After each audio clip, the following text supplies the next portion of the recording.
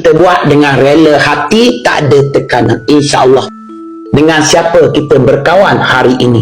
Kenapa kita semua susah nak buat simpanan emas? Kenapa kita semua susah nak belajar ilmu keuangan? Sebab faktor persekitaran. Kita berkawan dengan siapa? Kalau kita berkawan dengan tukang besi, kita akan terkena percikan apinya. Kalau kita berkawan dengan penjual minyak wangi, kita akan kena percikan wanginya.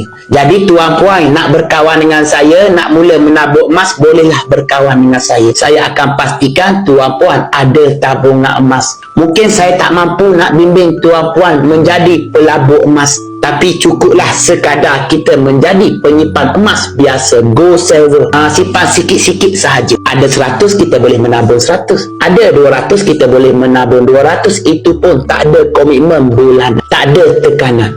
Mudah cerita, seronok menabung emas melalui syarikat public good. Sebab apa? Sebab tak ada tekanan. Kita buat dengan rela hati, tak ada tekanan, insya-Allah.